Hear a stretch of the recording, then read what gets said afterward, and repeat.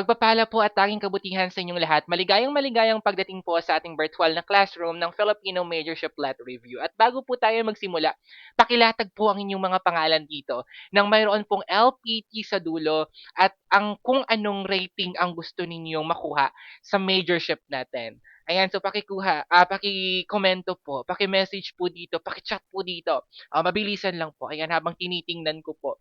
Magiging deklarasyon natin ito na kayo ang mga pangarap ninyo na ito ay matutupad. Sige po, wag pong mahihiya. Teachers, dito po'y hinihikayat ko ang inyong aktibong partisipasyon. Dito'y wala tayong hiya-hiya na makibahagi. Lalo na ngayon kasi drills po tayo ngayon. Habang chinichika ko kayo, ay i-type po ninyo ang aking hinihingi, ang inyong pangalan ng mayroong LPT sa dulo, gayon din po ang rating na gusto ninyong makuha sa majorship. At teachers, ang drills natin po na ito ay dagdag gawain lamang po ito. Pero hindi ito mabigat, hindi ito mabigat at siguro yung maganda rin po ito na magkaroon tayo ng drills dahil ako talaga ay nananabik ng makita kayo. Ang tagal kasi ng schedule natin no sa susunod pa na na linggo yung live review session natin. Pero ngayon ay magkita-kita muna tayo sa ating drills bilang kumustahan lang din at pag-alam sa inyong progress na pag-usad sa inyong review dito sa majorship natin. At ayan, ang ating pagkikita ngayon ay hindi tayo magkaroon ng puspusang pagtalakay sa mga paksang ating makikita or inyong makikita dito. Bagkus ay tuwiran itong pag-alala lang sa mga naka-impact na pong kaalaman sa inyong mga utak.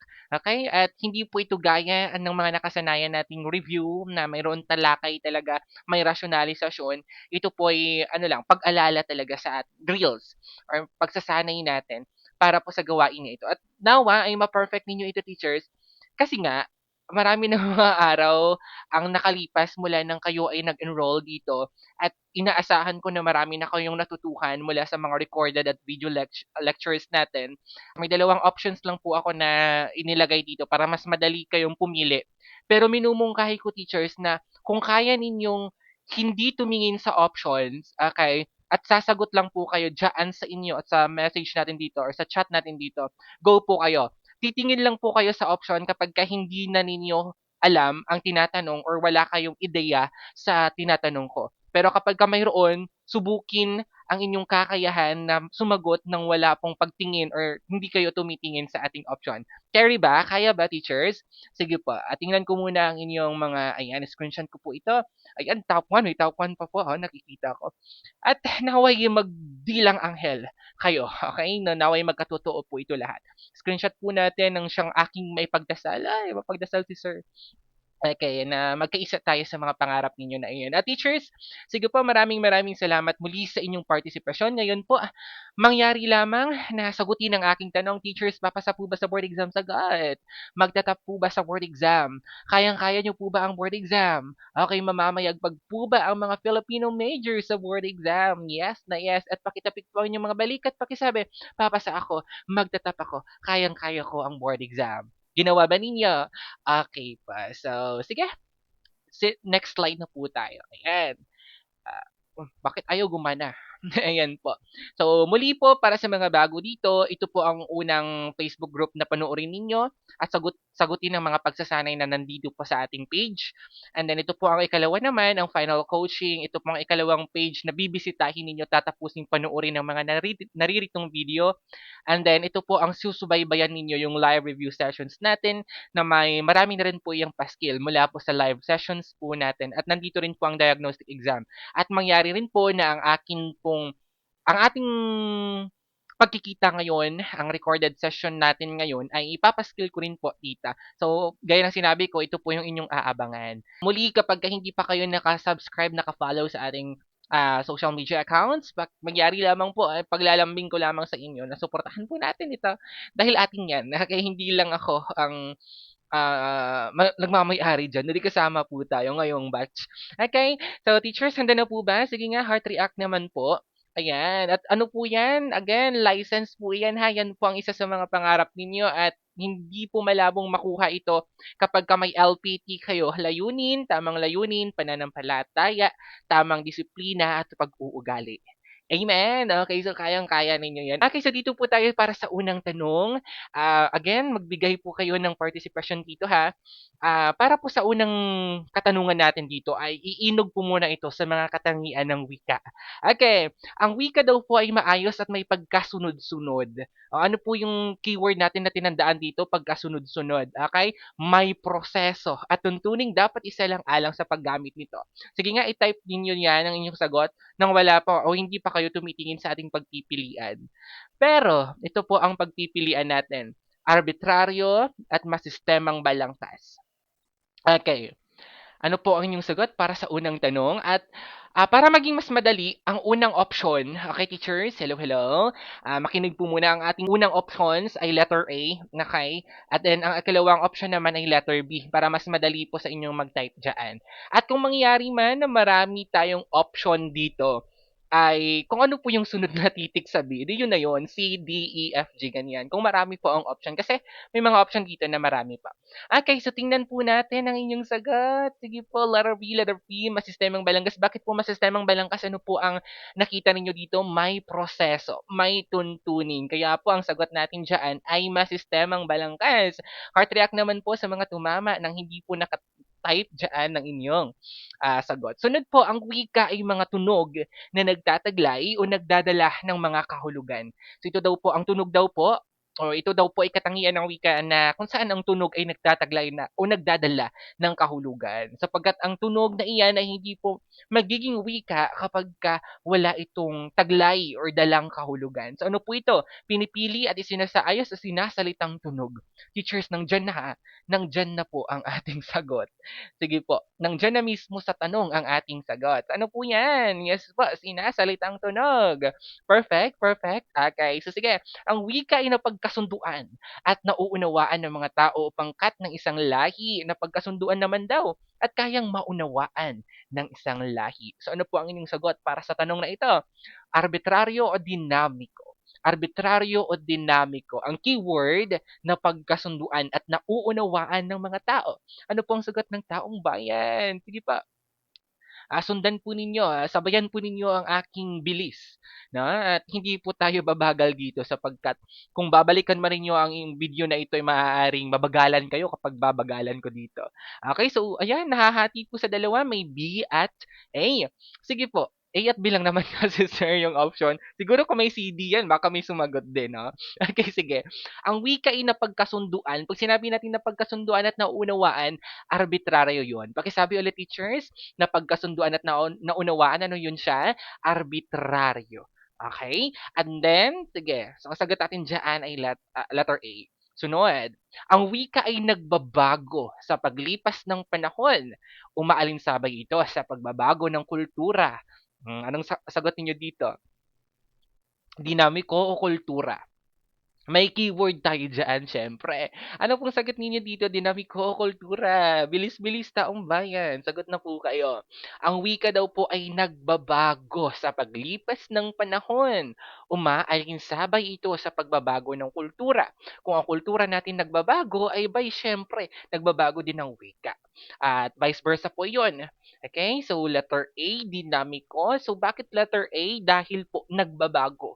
Okay? Kapag nagbabago ang wika, dinamiko yun. Si Dina, nagbabago. Okay, so next po tayo. Sinasabing ang tao daw po, ang natatanging nilalang na nakagagamit ng wika. Ang tagapagdala at tagapagtaguyod ng wika. Ito po ba'y ginagamit o pantao? Sagot po, teacher. Sige. Wag po kayong mabilisan sa daloy natin. Talagang ganito yung drills. Mas mabilis pa nga ako dito sa actual eh. Kung may mga student ako dito, alam nila kung paano ako mag-drills. Sige po, sige po. Uy, parang iba na yun. Okay. Sige, teacher, sagot. Bilis. Pantao, pantao. Okay, kasi nga po, nandito na, sinasabing ang tao daw po, ang natatangi. Natatanging din na lang na nakagagamit nito. So, ano pa yun? Baka malito kasi kayo sa nakagagamit nito. Ayan po. Ayan. So, baka malito po kayo. Pero ang sagot dyan ay pantao. Okay? Kasi ang binibigyang diin natin dito, yung natatangi daw po na tagapagdala nito, yung tao mismo. Okay? At kapag ginagamit naman yan, simple lamang, ang wika ay ginagamit natin sa komunikasyon, ganyan, pakikipagtalastasan. Okay, so ang wika ay ginagamit upang mapanatiling buhay. Ito daw po ay umuunlad kung sinasalita ng tao. Theory of use and disuse yan, na kapag ang wika ay ginagamit, umuunlad, na kapag ang wika ay hindi ginagamit, namamatay. Okay, so ano pong sagot ng taong bayan para sa tanong na iyan? Teachers, letter A. Bakit po ginagamit? Dahil lang dyan na, oh. Oh, hindi na nandiyan na. Kasi sir, nasagot na po yung sinasalitang tunog. Kaya ano na yan, ginagamit. Okay. Ganyan yung ano natin, no? Nung rationalization. Okay, sunod. Upang makapagbuklod sa taong gumagamit upang maabot ang mabisang komunikasyon. Kumbaga, ito'y ating isinasaalang-alang upang mapaabot mo ang pinakatamang layon ng komunikasyon mo. At para hindi ka ma-misinterpret ng taong kausap mo, yun ang ginagawa mo at yan ang katangian ng sinasalitang tunog o pinipili at isinasaayos. Ano pong sagot ng taong bayan dito? Pinipili at isinasaayos or sinasalitang tunog? A or B? Teachers, hello, hello. Nandito pa po ba? Nakasusunod, nakasasabay pa po ba? Okay, so sige, tingnan ko ang inyong sagot. Letter B, letter B. Bakit letter B? Kasi nga, yun na yun siya. Okay? Kung ano yung nakikita nyo dyan, yun na yun siya. Okay, so dito pa tayo. Ang wika daw po ay may likas na katangian na maaaring or dapat katangiang. Mali ang gamit ng pang-angkop. Okay, katangiang maaaring wala sa iba. Mayaman ito ayon sa kanyang sariling kalikasan. O dahil mayaman ito sa kanyang sariling kalikasan, hindi natin ito napapara or nakukumpara sa iba. Dahil ang wika ay likas o natatangi. Okay, dahil ang wika ay natatangi. Papasa ba sa word exam? Yes na yes. Dito po tayo, sunod po tayo. Mga kahalaga naman ng wika. Ang pagsagot dito ay kung paano mismo siya tinatanong or kung ano po yung mismong keyword doon sa word exam sa tanong nila, doon lang po kayo babatay. Okay? Madali lang po to siya. Sige? Ang kaalaman daw or ang kaalaman ay naisasalin at napakikinabangan ng ibang lahi dahil sa wika. So, ito po ay ano kayang kahalagahan ng wika? Instrumento ng komunikasyon or nag-iingat at nagpapalaganap ng kaalaman? Ano po ang sagot ng taong bayan? Sige pa. Okay, so mas magandang sagot natin dyan ay letter B. Subukin pa natin ang inyong kaalaman. Kasangkapan sa pagpapahayag ng ideya, damdamin o saloobin, tulay ng pagkauunawaan at pagkaiintindihan. O yun na, nagpapahayag ka na daw ng ideya, ng damdamin o saloobin. O ano na yan, nag-iingat at nagpapalaganap ng kaalaman, may kaalaman, or instrumento lang iyan ng komunikasyon. Ano pong sagot ng taong bayan? Letter A, letter A. Yes po, tumpak. Dahil po instrumento ng komunikasyon, edi nagagamit natin sa pagpapahayag ng ideya, ng damdamin, saloobin para magkaunawaan ng mga tao. Sunod po, salamin ito ng kultura, sining at identidad ng isang lahi.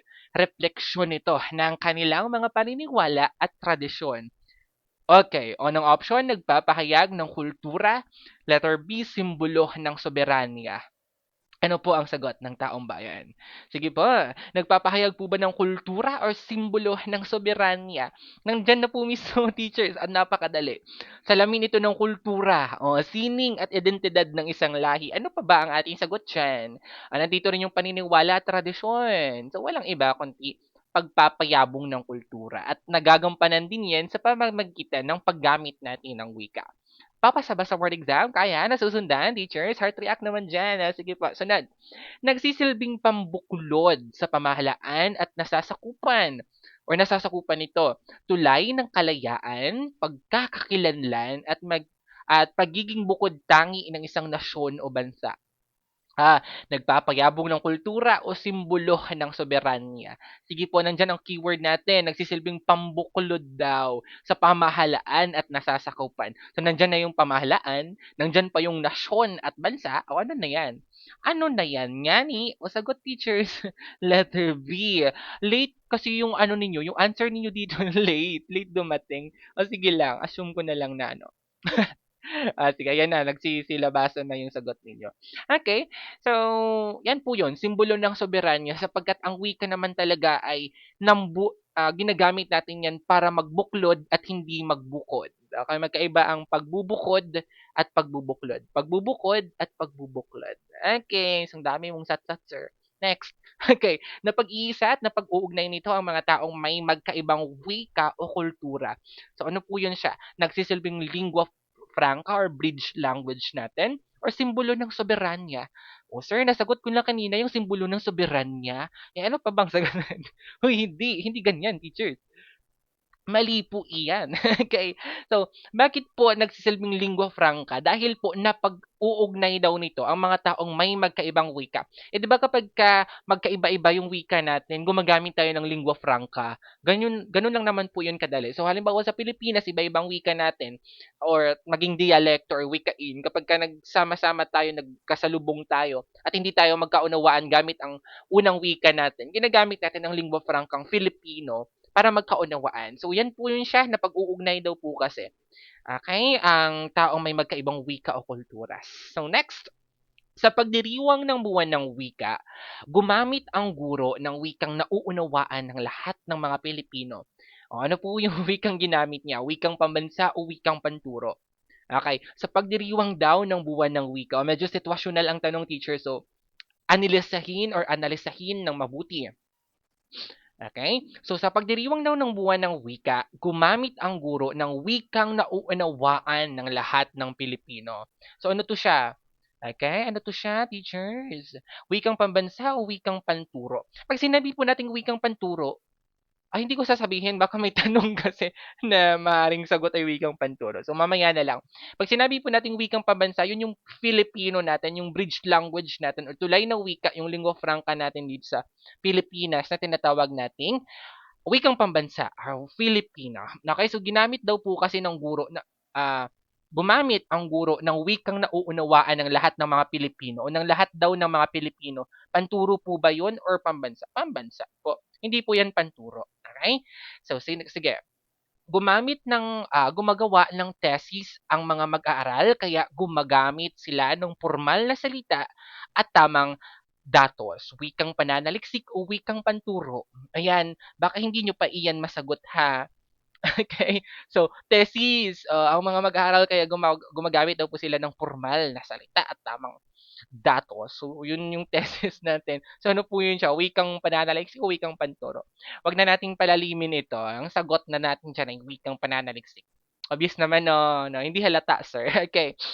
So, ang wika sa Pilipinas or mga wikang likas sa Pilipinas, likas daw po. Pag sinabi natin likas sa Pilipinas, natural ang pag-iral dito sa Pilipinas. Okay, wikang sinasalita ng mamamayang naninirahan dito. Yung naninirahan daw dito, yun yung kanilang sinasalita. So, ano po ito? Wikang opisyal or wikang katutubo? Wikang opisyal or wikang katutubo?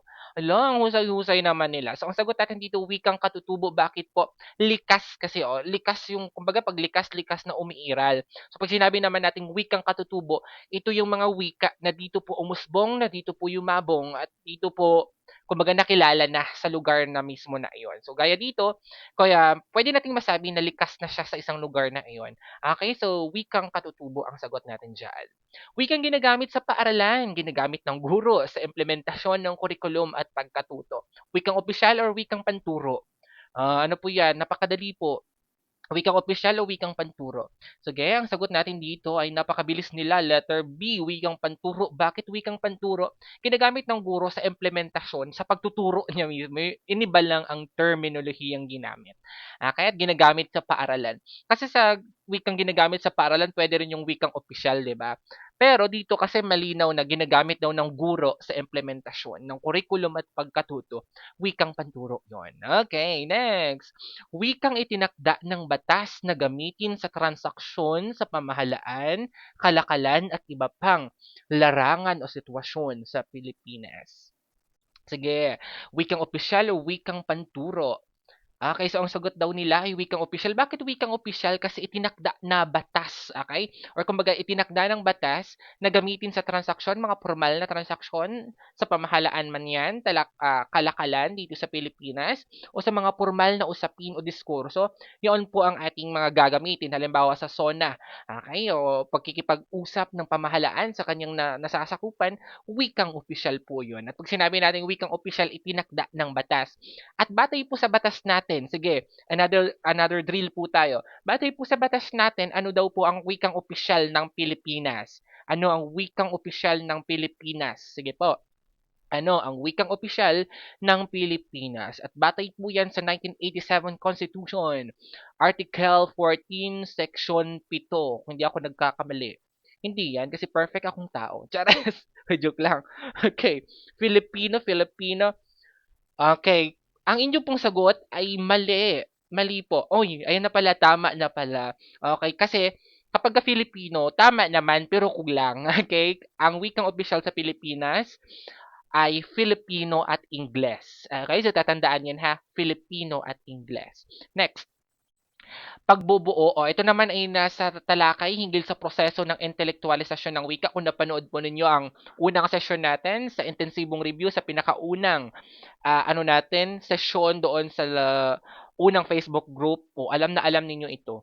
Okay, so pagbubuo daw ng ortografiya, diksyonaryo. 'Di ba may apat 'yun ayon kina Hogan. Okay, so ano po yung may apat po tayong proseso or kinakailangang pagdaanan ng yung wika para maging intelektualisado ito. So, kapag ka ito'y proseso daw na kumbaga nagbubuo kayo ng ortografiya, diksyonaryo, ano po ang ating sagot diyan? Sige po. O, bakit wala na halos sagot? Okay. So, standardization. Ay, ayun, ang husay-husay. Kasi pag sinabi nating standardization, di ba, tinalakay ko na kapag ka-standardization, yan po yung uniformidad ng wika. Para maging, kumbaga may kaisahan tayo sa paggamit ng wika, hindi tayo namamali at may isa tayong batayan para ang wika ay maging standardizado. Gumagawa po tayo, halimbawa, bumabatay po tayo sa ortografiya, mga diksyonaryo natin, para maging uniform ang ating wika. Okay, sa standardisasyon. Mabuti naman at natandaan pa ninyo ito. Sunod, ito ay pagpili ng wikang gagamitin ng isang lipunan o mamamayan. Ito yung pinakaunang hakbang doon sa proseso ng intelektualisasyon. Seleksyon or propagasyon? Sige, teacher, sagot ng taong bayan. Sagot. Okay, letter A, selection o pagpili. Ano ang ibang term nga natin sa selection o pagpili? O, nakalimutan nyo? Hindi nyo pinanood? Hindi pa kayo nakasimula sa ano natin? Anong tinatawag natin yang letter K? Ano yung letter K? Ang letter K ay 1K. Ganyan. So, ano yung K? Ano ibang tawag natin sa selection o pagpili? Kuko? Hindi po kuko. Charet. Ano yon? Codification. O, diba? Hindi nyo nasagot. Akong sasagot. Okay? Para sa inyo. Okay, so selection. Sunod. Ayan.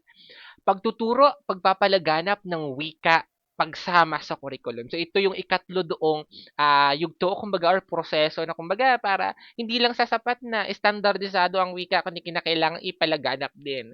So, ano ito? Elaborasyon or propagasyon? Elaborasyon, propagasyon. Letter B, letter A, halo-halo. Okay, so ang tagot natin dito ay propagasyon. Okay? Sunod.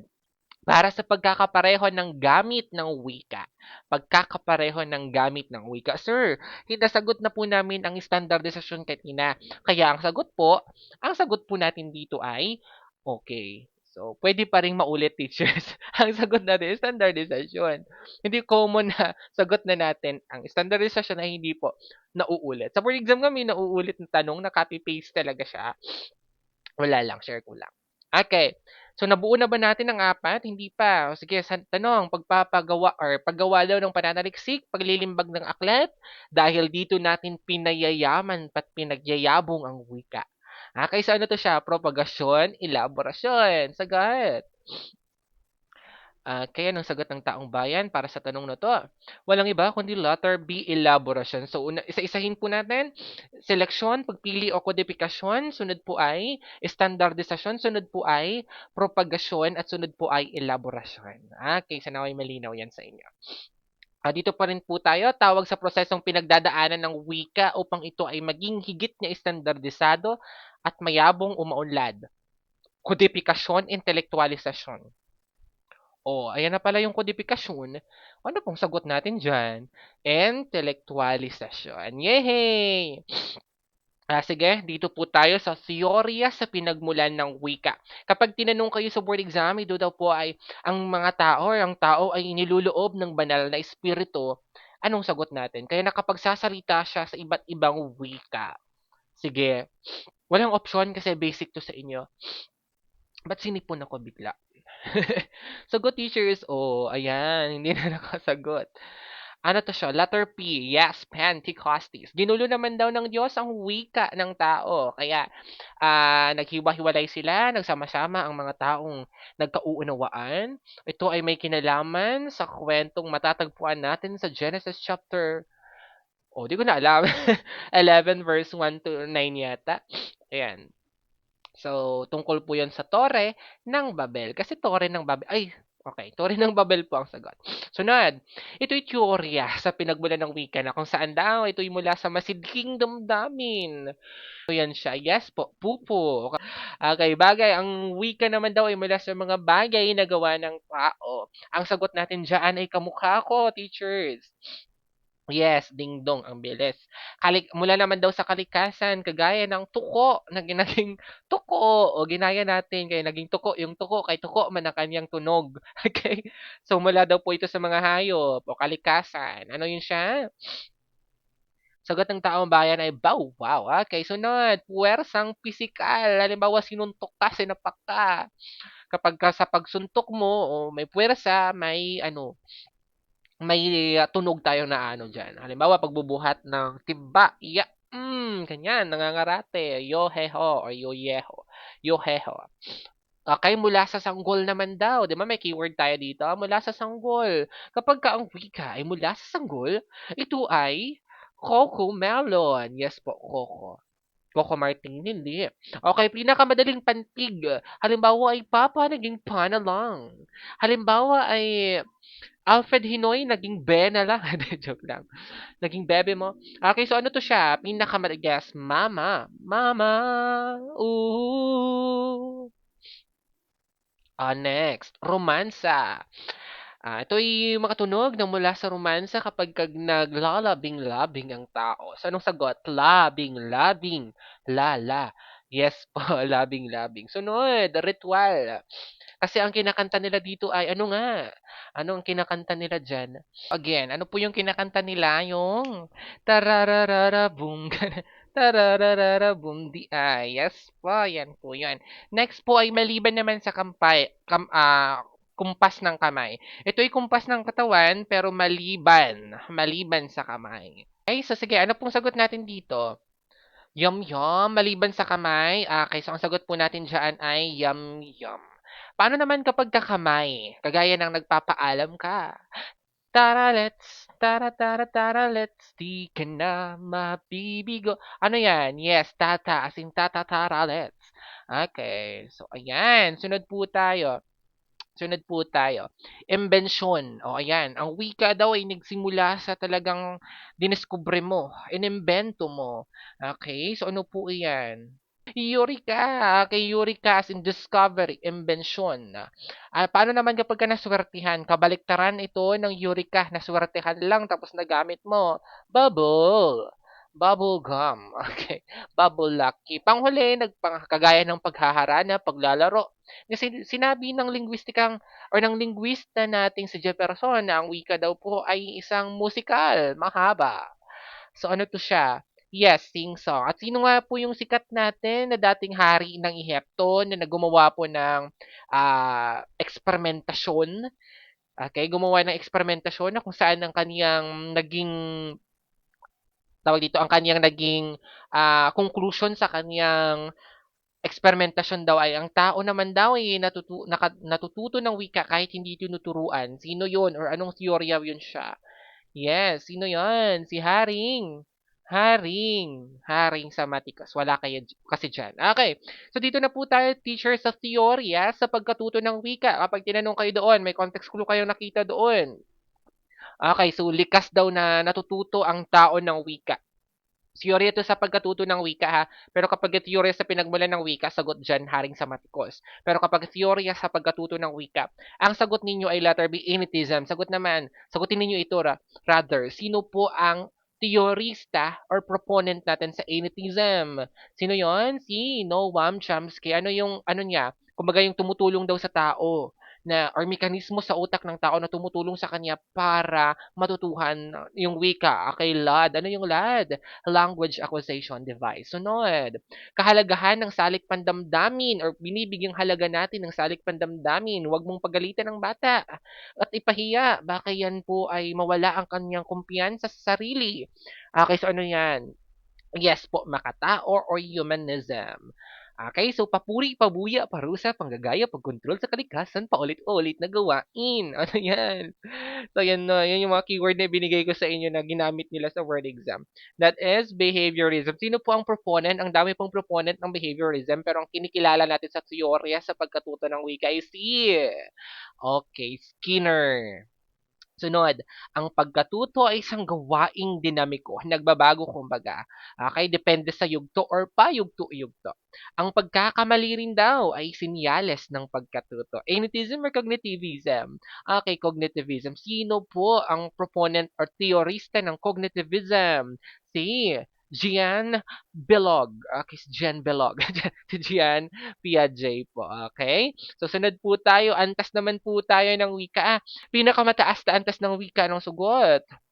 Ayan, letter B, pan-rhetorical. Bakit hindi po pambansa ang inyong sagot? Okay, kasi pan-rhetorical yung sagot, sir. Or tinatawag din nating pampanitikan. Sige, sunod po tayo. Pinakamababang antas ng wika o mali yung gramatika. Pinakamababang antas ng wika. Ano po yun, balbal o bulgar? Bulgar or balbal? Okay, so bulgar po, pero kapag wala si bulgar sa option, balbal ang sagot. Okay, malinaw yon. Okay, ito po yung pang-araw-araw, pinapaikli or taglish. I take vitamins, pero payat pa rin. Sino bang nagsabi na ang vitamins ay pampaano? Okay, so marahil lang iniinom niya ay pampataba, ganyan. Okay, letter A, colloquial. Bakit siya colloquial? Pang-araw-araw, pinapaikli kagaya ng kailan. Okay, kailan naging kailan. Okay, so yun po yun. Taglish, okay? So, colloquial. Variety ng wika na tiyak lamang sa isang lugar. Dialect, lalawiganin. Sige, sagot po teacher. Sagot ng taong bayan. Kaya ang sagot po natin dito, variety ng wika na tiyak. Okay, so hindi common may antas ng wika sa itaas ay hindi na maaaring magbago ang tanong ha, variety ng wika. Ang galing-galing talaga ni HP na ito. Sino kaya si HP? Sino kaya ang tao sa likod ni HP to meeting group chat? Okay, sige po. So, that is dialect. Okay, kasi nga po variety. Okay, tiyak sa isang lalawigan. O, antas na yan siya ng wika na tiyak sa isang lalawigan. Walang iba kundi lalawiganin. Ano ba? Okay, so tatay. Ano yung tatay? Ito yung natanong dati. Ano yung tatay? Anong antas ng wika ang tatay? Pambansa, kolokwyal. Sagot, kolokwyal man yan siya. Okay, susunod po tayo. Eloy. Eloy, maluoy ka sa akon. Okay. Ano yung Iloy na yan? Pambansa or lalawiganin? Kaya anong sagot natin dyan? Lalawiganin po. Kasi yan po ay wika na ginagamit ng mga Ilonggo sa kanilang wikang Hiligaynon. Okay. So that is lalawiganin. Nakasusunod pa, of course, kaya nyo to. Basic to eh. Ano naman yung ama? Ama, ama mo, ama ko. Ama natin. Uy, Father, speaking of, Father's Day ngayon, no? Sa mga ama na nandito na, sa inyong mga ama, ay Happy Father's Day. Mabuhay ang mga ama. Amahin. Okay. Sige po. Amain. Adu. Okay, so that is pambansa. Okay, sana lumabas to sa word exam kasi Father's Day ngayon. Okay. Oy, bakit nakita na ang sagot? Okay, haligi ng tahanan. Kunya-kunyari, hindi man ninyo nakita at nasilip ang sagot. Anong sagot na dyan? Sige po, pampanitikan. Kasi malalim na paggamit na wika yan. May konotibong kahulugan, konotasyon na paggamit na wika, pampanitikan yan. Erpat, bulgar, balbal.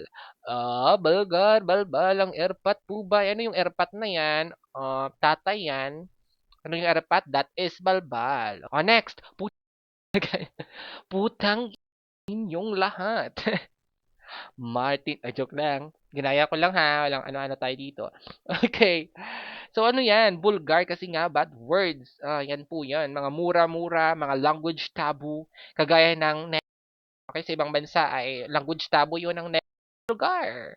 Mga pinagbabawal at mga bastos na salita. Okay, sunod. Pagkakakilanlan ng isang individual o variety na po tayo ng wika. Pagkakakilanlan daw ng isang individual. ID niya. Ediolect yun siya.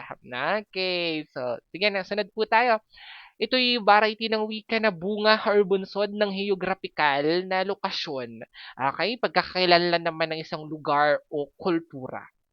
Okay, dialect, dialect. Okay, so tanggap naman po natin ang baybay na dialect na iyan, pero kung sa ortografiya natin, dialect po yun, o dialekto, na kayong pinakatama natin, dialekto. Okay, sula, oh, halo-halo, wait lang, bakit halo-halo? Okay, so ang sagot natin dito ay geographical na lokasyon kasi. So, lugar na po iyon. So, dialect or dialekto po iyan. Okay po ba tayo? Sunod, batay sa grupo o pangkat sa lipunan. No? Variety naman na nakadepende or kumbaga dimensyong sosyal ang pinagmulan niya. So, ano po to siya? Ay, nabanggit ko na. Sociolect. Okay, kasi grupo o pangkat. Balikan natin, ang mga balbal na salita ay saang mabibilang na variety na wika. Balbal. So sa sociolect po yun siya mapabibilang ha. Okay. Batay sa grupo o pangkat etniko. Ano pang sagot natin dyan? May pangkat etniko na. Ganito siya tinanong din, yung salitang vakul, yung panakip sa ulo ng mga Ivatan, ay ano daw pong variety ng wika. Sagot doon, etnolek. Okay? Kasi nabanggit kasi ang Ivatan. So, mga pangkat etnikong grupo. Okay, so, sige, etnolek yan. Wika na ginagamit ng mga matatanda o mga bata sa tahanan. Okay, sa tahanan na ginagaya or kumbaga nagagamit na natin. Tahanan po, tahanan. Tahanan. Ikaw ang aking tahanan. Okay, i-collect. Okay, sa bahay kasi nag-e-echo yung bahay. Nag-e-echo yung boses sa bahay. Palatandaan lang yon. Okay, sasagot natin dyan ay collect. Sunod, wika na ginagamit sa tiyak na trabaho o propesyon. Palatandaan natin dyan yung J. Ano yung J na yon? Job.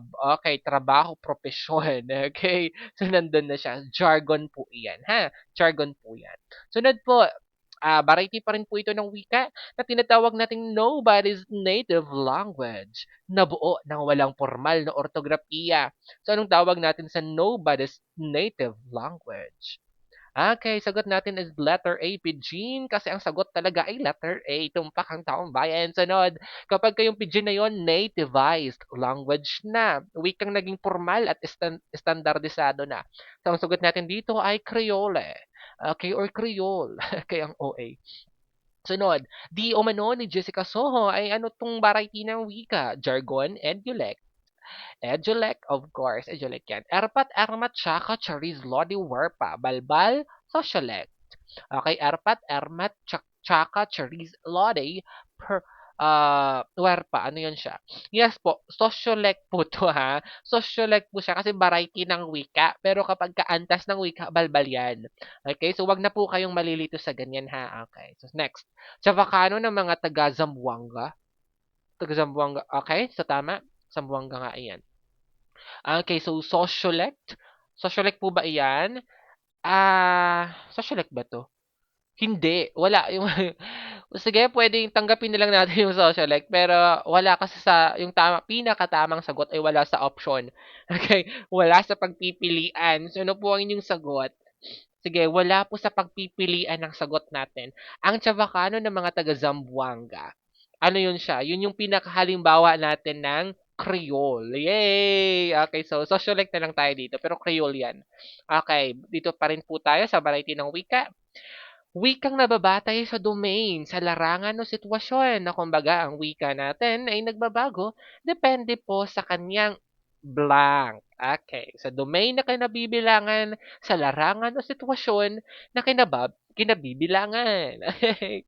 Rehestro po, sir. Okay, rehestro ng wika yan. Ang rehestro ng wika ay may tatlong larangan o aspekto o domain. Ano po ito? Ang field, tenor, at mode. Kapag tinanong kayo doon sa board exam, ito daw po ay paraan ng pag-uusap kung paano nag-uusap. Ano yan siya? Field, tenor, or mode. Keyword, paraan. Kung paano nag-uusap. Sagot ng taong bayan ay wala pa. Okay. Dito teachers, pwede na yung sagot natin A, B, C. Kasi tatlo yung option. Okay, C, mode. Okay, so ang sagot natin dito ay mode. Sunod, paksa ng pinag-uusapan. Ano ba yan? Field of discourse, layunin, Diyos mayo, nandiyan na yung sagot.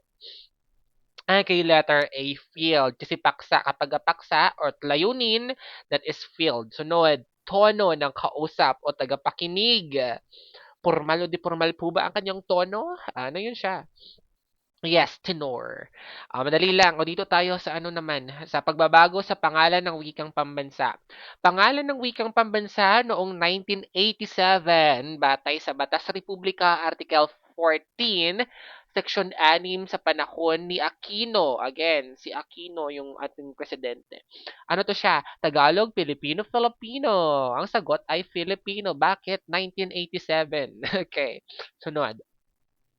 Wikang pinagbatayan ng wikang pambansa noong 1937 batay sa kautosang tagapagpaganap bilang 134 sa panahon ni Quezon, ang ama ng wikang pambansa. Okay, Tagalog. Again, ang wikang Tagalog na ito ay pinagbatayan lamang ng wikang pambansa. Okay, so ang sagot ay Tagalog. Sunod, tawag sa pangalan ng wikang pambansa noong 1959 batay sa ano to, batas pangkagawaran bilang 7. Tama pa ba yung mga binabanggit ko? BP? Batas pangkagawaran. Okay. Bilang 7 na ang ating sige, mamaya na lang yung next na tanong. Okay, so ang sagot natin dito ay yes, letter B or Filipino. Okay? So, Filipino po ang sagot natin dito. Next question. Sige po, wikang opisyal noong 1897 sa Pilipinas. Sagot. Sagot po, letter C, Filipino. Ano pong sagot ng iba? Kaunti na lang. Bakit nalalagas ang bilang natin dito? Okay, Filipino. Again, basahin nyo ng mabuti. Nanggigigil ako, teachers. Basahin ng mabuti. Wikang opisyal noong 1897. Ayun na, hinighlight ko na. 1897. Ang sagot, Tagalog. Konstitusyon ng Biak na Bato pa yan. 1897. Okay? So next, wikang opisyal noong 1987 o nagbaliktad na kanina 1897, ito naman 1987. Okay, wikang opisyal noong 1987 sa Pilipinas. Anong sagot? Yes po, Filipino at Ingles. Dagdagan natin yan. Filipino at Ingles. Sige, sunod. Pagbabago pa rin sa pangalan ng wikang pambansa.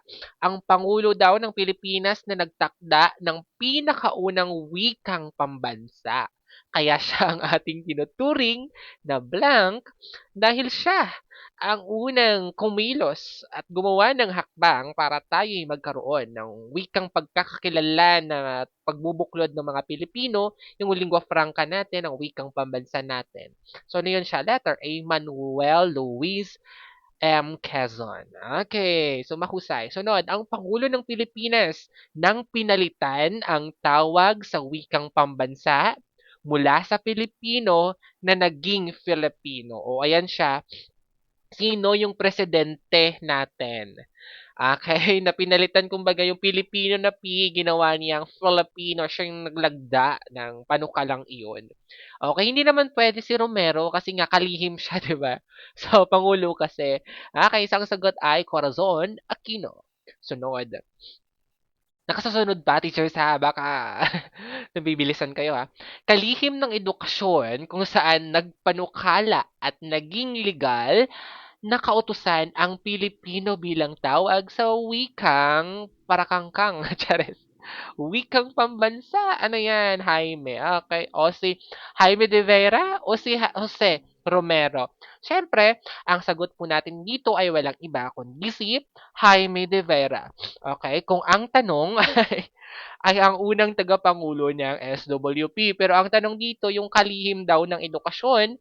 So, ang sagot, Jose Romero. Tumpak po ang taong bayan.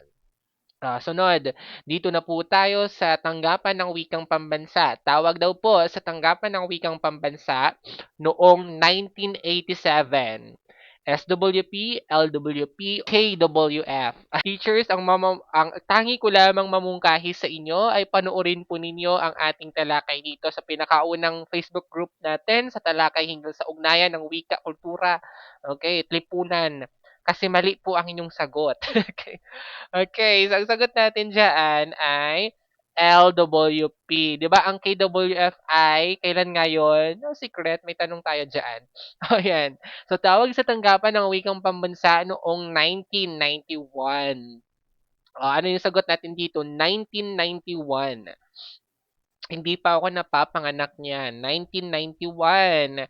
SWP, LWP, or KWF? Okay, so ang sagot, KWF po ba? Okay, so ang sagot natin, KWF. Sunod. Tawag sa tanggapan ng wikang pambansa noong 1936. Pagkatapos ng o isang taon makalipas na magkaroon ng unang hakbang noong 1935 ay naitatag ang SWP. Isang taon makatapos na maitatag ang SWP, pinili na ang Tagalog bilang batayan ng wikang pambansa. Okay, so yan na po ay SWP. Ito, next na tanong ay banggitin ninyo ang wait lang. Wala pa pala. Wala pa. Masyado ako advance. So, ito muna yung tanong. Pinakaunang tawag sa ahensya o tanggapan ng wikang pambansa? O malamang, ano pa yan? That is SWP. Okay. Kasalukuyang tawag sa ahensya o tanggapan ng wikang pambansa? O, baka SWK yung sasagot nyo ha. Mali, walang SWK. Yes, KWF. Sunod, ibigay. Ito na yung sabi ko kanina na ang isasagot niyo dito ay bibigkasin niyo na lamang dyan. Wag nang pong i-type, okay? So, ibigay ang kahulugan ng mga sumusunod. SWP, LWP, KWF. So, sige.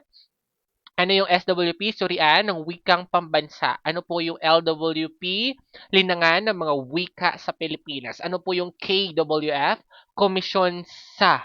Okay? Komisyon sa wikang Filipino. Okay? Surian ng wikang pambansa. Ayan. Ang sipag nila. Tinayog talaga nila.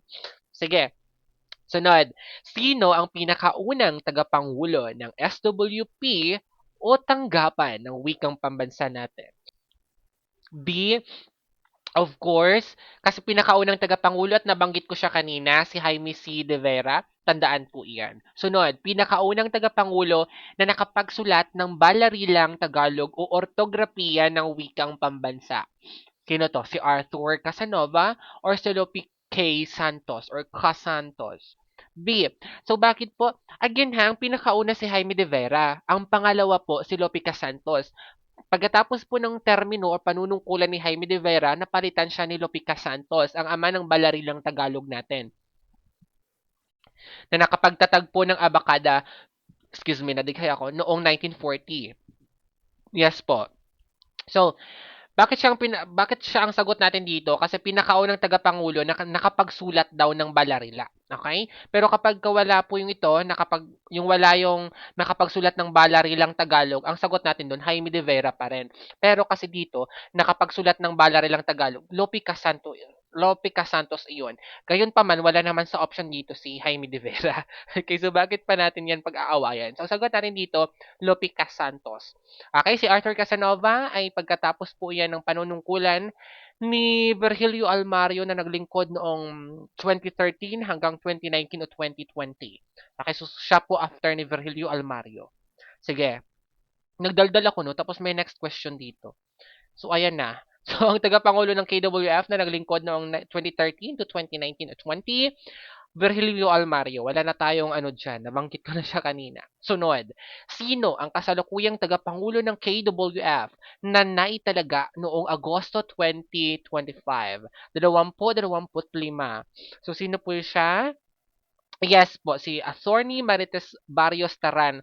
So kung gusto po ninyong makita ang aming larawan or nakapagparetrato po kasi ako sa kanya, share ko lang. Okay, so dito po tayo sa selebrasyon ng wikang pambansa. Sino ang Pangulo ng Pilipinas noong gawing buong buwan ng Agosto ang selebrasyon ng batay sa proklamasyon bilang 1041 noong Hulyo 1997? Si Magsaysay si Ramos. Ah, ulit-ulit 'to nilang tinatanong. So, ang sagot natin diyan walang iba kundi si Ramos. Ginawa niyang buong buwan ang pagdiriwang or ang selebrasyon ng wikang pambansa. Taon kung kailan unang ipinagdiwang ang buwan ng wikang pambansa. 1946, 1997. O nandun pa rin 'to sa talakay natin sa ugnayan ng wika, panitikan natin, kultura at lipunan ha, na subject. Okay, so anong sagot natin dito? B, 1997. Ano pong sagot ng taong bayan? Taon kung kailan unang ipinagdiwang ang buwan ng wikang pambansa. So, ang sagot natin dito ay walang iba kundi, okay, ang sagot natin is letter B. Okay, again, bakit 1997? Kasi ang tanong dito, pagdiriwang daw ng buwan ng wikang pambansa. May buwan po kasi. Ibang usapan na yon. Pero kapag wala yung buwan, 1946. Kumbaga, ang tanong ay kailan or anong taon unang ipinagdiwang ang wikang pambansa. Okay? So, kumbaga, walang buwan.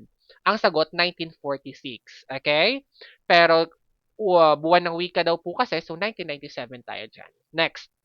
Panahon kung kailan unang ipinagdiwang ang wikang pambansa. Agosto 13 to 19 or Marso 27 hanggang Abril 2. So kung mapapansin niyo dito, lingguhang wika pa ang tawag natin dito kasi 7 days pa lamang po natin ipinagdiriwang ang buwan ng wika. Okay, letter A, Agosto 13 to 19. Teachers, ano pong sagot ng iba? Okay, letter A or B? So, ang sagot po natin dito is letter B. Hoy, teachers. Umabot na ba kayo? Pang-limang video yata natin nito eh. Hindi pa ba kayo umabot doon, ha, teachers, ha? Yung major natin, wag pabayaan. Okay, so dito po tayo sa sistema ng panulat or ang alpabeto or system of writing natin sa Pilipinas na ginamit ng mga Pilipino. Okay? Kasi 'di ba may tanong ako doon na kapag evolusyon ng alpabetong Filipino, hindi natin sinasama yung abecedaryo. Pero dito, sa sistema ng panulat at alpabeto, kasama si abecedaryo kasi nga, again, mga pinagamit or ginamit ito ng mga Pilipino or mga sistema ng panulat or alpabetong ginamit sa Pilipinas. So, ang pinakauna ay baybayin. Ang tanong ko, anong panahon yung baybayin na ito? Panahon ng ano? Panahon pananghapon. Hindi. Panahon ng katutubo. Okay, panahon ng katutubo. Sunod kong tanong na ilang titik mayroon or karakter mayroon ng baybayin? Sagot. Oh, mabilis dapat kayo. Ano po ito? Ilan po ang titik or karakter ng baybayin? Ang sagot. 17. Ilan nga, again, kasi may naituro ako sa inyo yung moderno na, 'di ba? So, ang tinatanong ko dito yung makaluma. Okay? Kasi panahon niya ng katutubo ito. Yes po, 17. Tatlo ang patinig, 14 ang katinig. Okay? So, next. Paano po natin 'to binibigkas? Papantig. Pero ang pinaka-termino natin dito ay pasistemang abugeda. Natalakay ko yan sa inyo kung ano ibig sabihin ng abugeda, ha? Ano yon kapag lalaki abogado. Iba yon. Okay, so ilan po ang hiram ng baybayin o hiram na titik or karakter ng baybayin? Okay, so ang sagot, wala. Bakit magkakaroon ng hiram yan? Okay, so next, anong sunod sa baybayin na ginamit na or pinagamit na alpabeto sa Pilipinas? Okay, so ano yon? Abecedaryo. Abecedaryo. Anong panahon? Panahon ng pananakop ng Kastila. Ilan po ang titik ng abecedaryo? 30, yes po. Ano po or paano po natin ito binibigkas? Paano binibigkas? Okay, so sinasalita. Paano binibigkas, teachers? Kastila. Okay, ilan ang hiram? Ilan ang hiram? Hiram po ba ito? Meron o wala? Wala po, ate. Wala po. Okay, anong sunod po sa abecedaryo? Ano pong sunod sa abecedaryo? Walang iba kundi, ayan, abakada. Ang abakada ay naitatag noong 19, ano nga, nabanggit ko siya kanina, anong panahon o anong taon yon? 1940. Pero na-indigenize ito ni Rizal 1939. Okay. So, si Lopica Santos ang ating tagapagtatag ng abakada. Paano naman po, anong, ilang titik mayroon ng abakada? Ilang titik mayroon ng abakada? O, 20 lang yun. Abakada, igaha, ila, mananga, upa. O, bahala na kayo sa susunod. Okay. Paano po binibigkas ito? Pa. Papantig pa rin po. May hiram po bang salita ito? Wala pa rin po. Anong sunod sa abakada? Nagkaroon na ng alpabetong Filipino na nahati sa dalawang yugto, pinagyaman at pinasimple. So, anong pinakauna? Okay, pinagyaman. So, anong panahon ng pinagyaman? 1976. Ilang titik mayroon ang pinagyamang alpabeto? Sagot. Sagot. Hello? Okay. 31 na po. Paano to binibigkas? Paano siya binibigkas? Hindi po tiyak o hindi po tiyak dahil hindi po nilinaw kung paano ito bibigkasin. Kaya nagkaroon ng pinasimpleng alpabeto. Ilan po ang hiram? Ilan po ang hiram na titik nito? Labing, labing isa. Okay, so anong sunod sa pinagyamang alpabeto? Pinasimple or modernong alpabetong Filipino. Kailan po ito? Kailan na itatag? Or kailan ginamit na, sinimulang ginamit, formal na ginamit sa Pilipinas? Yes po, 1987. Okay, ilan ang titik nito? Ilan ang titik? 20? Yes po, 28. Na may sumasagot pa po ba dito? Sige po. So, kahit sa bigkasin nyo na lamang yung sagot. Paano po yung bigkas dito? Paano siya bigkasin? Pa-Ingles maliban sa Enya. Okay? Kasi ang Enya ay pa-Kastila. Ilan po ang hiram? Ilan po ang hiram, teachers? 8 ang hiram. Okay, papasa ba sa board exam? Yes na yes. Next na po tayo. Tawag sa makalumang alpabeto ng mga Pilipino, sistema ng panulat ng mga ninunong Pilipino. So, ang sagot natin dito ay A or B, alibata or baybayin. So, ang sagot natin dito ay baybayin. Okay, pero kung wala si baybayin, pilitin nyo na lang isagot si alibata. Kahit hindi naman talaga si alibata. Okay, so sige. Ang mga letrang ito or mga letrang sa ibaba ay hiram ng anong alpabeto? C, F, J, N, Q, V, X, Z, Che, or C, H, L, L, or L, R, R, or R. Ano to? Pinasimple, pinagyaman. Teachers? Bilangin nyo kung ilan yan. Di ba ang hiram ng pinagyamang alpabeto ay 11. O ilan yan lahat? 11. So, pinagyaman yan siya. Next, ang mga letrang ito ay hiram ng anong alpabeto? C, F, J, N, Q, V, X, Z. Pinasimple, pinagyaman. Okay, so ito na po yung pinasimple kasi 8 po ang hiram natin dyan. Okay, ilan naman po ang hiram nito sa Ingles? Yung alpabetong Filipino natin, yung pinasimpleng alpabeto natin ay mahiram na titik na ilan or ilan ang hiram nito sa Ingles? 7 lang po. Okay? Kasi ang Enye nga ay sa Kastila. Okay? Kabuuang hiram ng titik ng pinasimple or modernisadong alpabetong Filipino? 8 or 11? 8 po. Kasi ang 11 ay pinagyaman. Nasusundan pa ba? Okay. Taon na nilinaw ang pagbigkas ng mga letra ng pinasimpleng alpabeto. Ang 27 ay pa-Ingles daw at ang isa ay pa-Kastila. Kailan daw po ito nilinaw? Okay, so ang sagot po natin dito ay 2001. Okay, 2001 po yan. Idagdag po sa inyong kabatiran. 2001 po, nilinaw ang pagbigkas ng mga letra ng pinasimpleng alpabeto. Okay? Okay tayo doon nung nilabas ang ortografiya natin noong 2001. Okay? So, 2001 po yon. Dito po tayo sa iba pang konseptong pangwika. Kapag sinabing may kakayahang magsalita sa maraming wika, multilingual or polyglot. Okay, multilingual or polyglot. So, ang sagot natin dito, polyglot. Multilingual po ang sagot kapag maalam siya or magaling sa maraming wika. Okay, kasi kapag magsalita lang kung paano lang niya gamitin ang wika, polyglot po yun. Kapag multilingual, mas maganda kasi si multilingual kumpara kay polyglot kasi ang multilingual na ito, batid niya ang lalim at lawak ng isang wika. Okay, at kapag multilingual siya, marami siyang wikang nababatid. Okay? Polyglot, nasasalita. Maraming wikang nasasalita. Kagaya ni Rizal. Okay? Polyglot. Next, ilan ang kasalukuyang titik ng kasalukuyang alpabetong Filipino? Redundant. Kasalukuyan. O ilan ang titik ng kasalukuyang alpabetong Filipino? 28, 31. Sagot, 28. Nahulaan nyo nga yan kanina eh. Okay, kakayahang makapagsalita at makaunawa ng iba't ibang wika. O to, kaya niya raw unawain na ang iba't ibang wika. Natalakay kanina, ano to siya? Multilingual. Mahusay ang taong bayan. Kakayahang makapagsalita sa tanging isang wika. Isang wika lang po ang kaya niyang salitain or alam or nababatid. That is monolingual. Mono nga ni. Okay. Next, tawag sa unang wikang ginagamit mula sa pagkapanganak sa kanyang pagkasilang. Okay, next.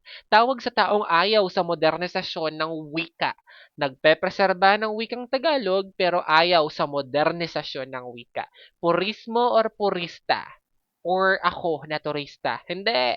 Okay, purismo or purista? Sagot natin ay purista po. Bakit purista, sir? Kasi ang tinatanong, tao. Taong ayaw. Pero kapag kapilosopiya natin na ayaw sa modernisasyon ng wika, or pilosopiya natin na nagpepreserba ng wikang Tagalog pero ayaw sa pag-unlad, purismo ang sagot. Next na po tayo. Sangayon ng linguistika na po tayo.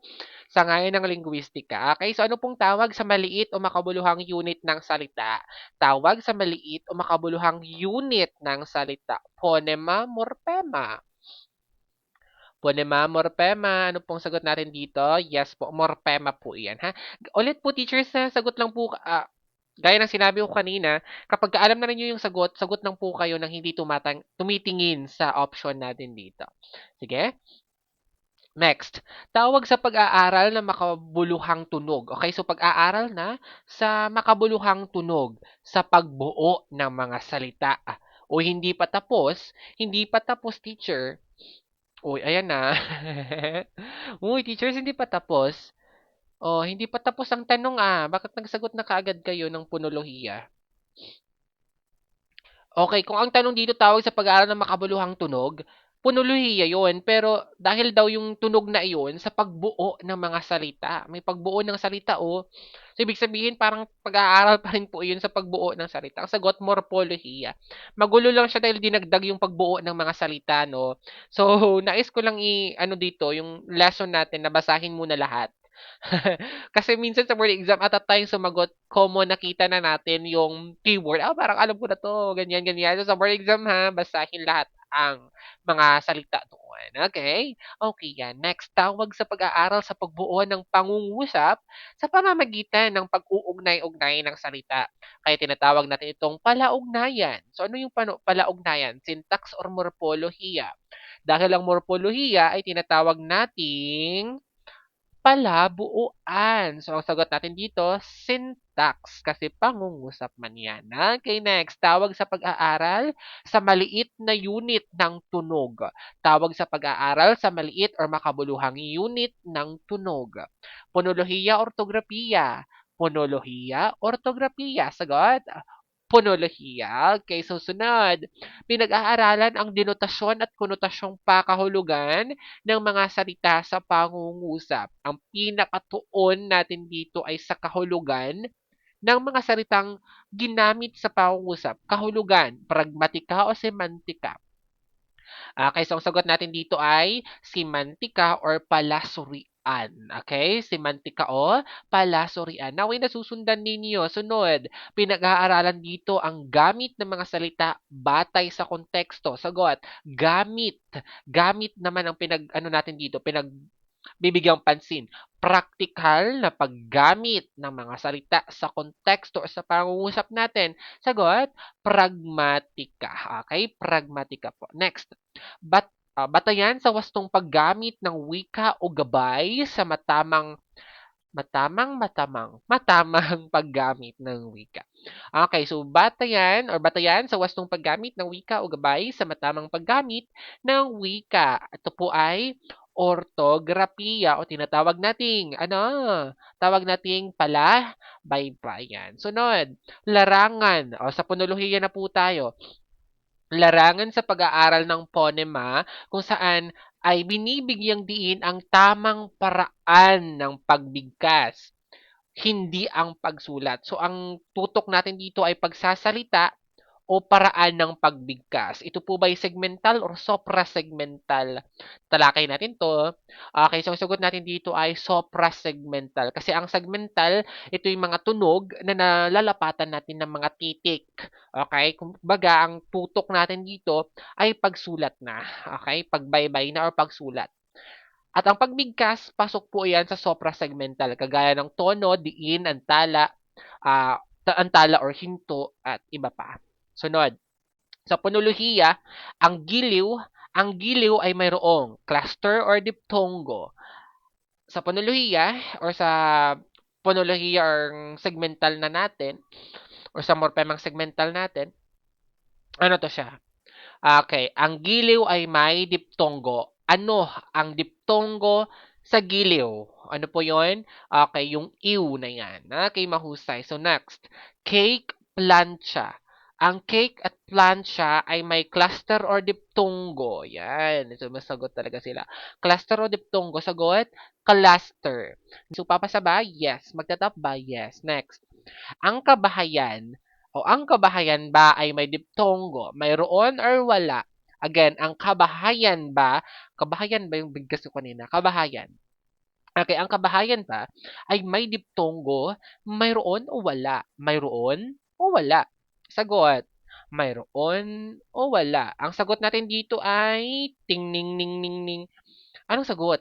Anong sagot, teachers? Hello, hello, hello. Paulanan niyo ako ng sagot na mabilisan tayo dito. Ang sagot natin dito ay wala. Bakit wala? Kasi nga, ang I dito, ayan po yung I, magkahiwalay po sa pantig or syllable. Kabaha, yan, separate sila. Pero kapag ang salita lang natin ay bahay, ang bahay ay mayroong diptongo kasi bahay. Yung I ay pasok sa isang syllable or pantig. So, dito kasi hindi kabahayan. Separate yung A at Y sa pantig. Kabahayan. Pero kapag kabahay, may pantig. May diptongo. Okay? Next. Ang Pasko ba ay may diptongo? Palitan natin ito. Ang Pasko ba ay may cluster? Again, ang Pasko ba ay may cluster? Ang Pasko ba ay may cluster? Mayroon o wala? Sagot, wala pa rin po. Bakit? Magkahiwalay nga ni. Okay. So, kapag magkahiwalay nga ni, wala po iyan. Okay? Pasko. Okay? So, hindi naman pwedeng Pasko. Pasko. Ganun. Di ba yung bigkas naman natin dito, Pasko, hindi Pasko. Dumidirisko. Okay, so wala lang. Nasingit ko lang yan. Ilan ang kabuuang bilang ng uri ng ponema sa wikang Filipino kasama ang impit? Okay, so yung glottal sign natin or yung impit. Ano po yan siya? 2021. Hoy, parang year lang. Okay, so ang sagot natin dito ay 21. Kasi nga ni, kasama ang impit. Okay, pero kapag hindi kasama ang impit, 20 lang. Yung abakada natin na yun, yung bilang ng abakada. Kasi hindi naman lahat ng titik sa alpabetong Filipino ay ponema kung maituturing. 20 lang po ang matuturing natin doon na ponema. Okay, sunod. Tawag sa dalawang magkasunod na titik na nagpapakita ng iisahang tunog tulad ng TS, CH, ng CH as in chocolate, TS as in chocolate. Ano daw? Okay. Yeah. Ay, pwede nga naman. Pwede tong cluster. Pero ang tanong, okay, hindi ko pipintasan kayo ha, pero pwede ang cluster, pero ang pinakatamang sagot ay digraph po, or digraph. Bakit po? Dalawang magkasunod na titik na nagpapakita ng iisang tunog. Isang tunog daw po kasi. Okay? So, kumbaga nakapokus siya sa bigkas. So, digraph po yun. Yes po. Pero tama rin naman ang cluster kasi iba yung meaning kung lalaliman natin. And then, yeah, digrapo pa rin po kasi ito. Digrapo kasi nakapokus siya sa bigkas. Okay, kung paano bigkasin. So, kumbaga pwede nating sabihin na ito yung mga dalawang ponema na binibigkas ng isahan. Parang ganun. So, digrapo yan. Next, ang kombinasyon ng patinig at mga titik na W o Y sa loob ng isang pantig ay tinatawag na blank. Halimbawa, bahay. So, ano yun siya? Ay, oy, oy, aw, ew, ew, ow, ow, yun lang naman yan sa loob ng isang pantig. Tonggo. Next, terminong ginagamit sa kambal katinig sa loob ng isang pantig. Terminong ginagamit daw sa kambal katinig sa loob ng isang pantig or tawag o terminong tawag sa kambal katinig sa loob ng isang pantig. Yun na si cluster. Okay, next. Ang mga salitang bahay, buhay na halos magkatulad ang tunog ngunit magkaiba ang kahulugan ay halimbawa ng ting ning ning ning, bahay, buhay. Halos magkaparehas ang tunog, may naibang isang ponema lamang. Ano yon? PMN or ponemang malayang nagpapalitan or pares minimal. Kaya ang ponemang malayang nagpapalitan like HN, natutuhan, natutunan, ganyan. Maaari, marupok, madupok, R at E. Rindin. Okay? So, ano yun siya? B, pares minimal po yan. Bahay, buhay. At dapat parehas ang diin. Yun yung naman yung tuntunin natin sa pares minimal. Ang mga titik na D at R na maaaring magkapalit sa salita na hindi nagbabago ang kahulugan nito. Nabanggit ko na siya sa kanina. So, anong sagot? Ang sagot natin dito ay walang iba kundi PMN or ponemang malayang nagpapalitan. Okay, teachers, ngayon pong sandali ay pakitapik mo muna ang inyong mga balikat. Okay, so pakisabi ulit, papasa ako, magtatap ako, kayang-kaya ko ang board exam. Ayan, so mangyaring itapikin po inyong sarili. Ayan, baka inaantok na kasi kayo. Okay, so next tayo. Bahagi ng suprasegmental anong bahagi ng suprasegmental ang tumutukoy sa pagtaas o pagbaba ng bigkas ng tunog? Ang keyword pagtaas or pagbaba. Diin or tono. Pagtaas, pagbaba. Pagtaas, pagbaba. Ano to siya? Pagtaas, pagbaba. Ano to? Yan po kapag nagagalit ka, may nililinaw ka, nakikipag-usap ka, ano yan siya? Tono. Okay, ang diin kasi ay secret. Kasi may tanong tayo dyan. Sige. Tumutukoy sa lagkas o bigat na binibigay sa pagbigkas ng isang partikular na pantig. Lakas at bigat naman ang keyword. Lakas at bigat. Lakas at ganda. Si lakas at maganda. Yes, diin na po yan. Okay, diin na po yan. Ang tawag sa saglit na pagtigil sa pagsasalita upang maging malinaw ang mensahe. Antala or haba? Antala or haba? Sagot. Antala, mayan yan siya. Kuwit or slush ang kanyang simbolo. Okay, ang katangian na tumutukoy sa haba ng pagbigkas sa isang pantig ay haba or antala. Halimbawa natin dito ay maglalako at maglalako. Diba? So, sa haba ay, yun na, nabanggit ko na. Sa haba ay maaaring mag-iba rin ng kahulugan. So, ang sagot natin dito ay haba. Dito tayo, uri tayo ng panlapi. Sagutin po ninyo ito kung anong uri ng panlapi. Pinagsumikapan. Ang pinagsumikapan ay anong uri ng panlapi? Batay sa mga panlaping ikinabit o idinagdag sa salitang sikap. Kasi ang root word dyan ay sikap. So, anong tawag natin sa uri ng panlapi na yan? Laguhan. Bakit laguhan? Sumikapan. Okay, so sikap, hanapin lang natin ang root word or salitang ugat, sikap. So may siningit sa unahan, may siningit sa gitna, may siningit sa hulihan. So ang tawag natin sa uri ng panlapi na mayroong unlapi, gitlapi at hulapi ay yes po, laguhan. Sumikap. Ano yung sumikap? O sikap pa rin yung ano natin dyan. Root word. Okay, sa salitang ugat na sikap, may siningit lang sa gitna. So anong tawag natin dito? Gitlapi. O next. Sikapin. Ang sikapin ay sikap at may dinagdag na in sa hulihan. Ano na siya? Lapi. Next. Nagsikap. Okay, sa unahan nilagay. So, ang tawag? Unlapi. Pagsikapin. Or pagsikapin. Pag at in. Ano yun siya? Kabilaan. Okay, so next tayo. Kayarian ng salita sa kung paano nayayari or nabubuo ang mga salita. Next. Binubuo lamang ng salitang ugat at walang kasamang panlapi o walang pag-uulit. Nabanggit ko to siya kanina. Ito ay, payak.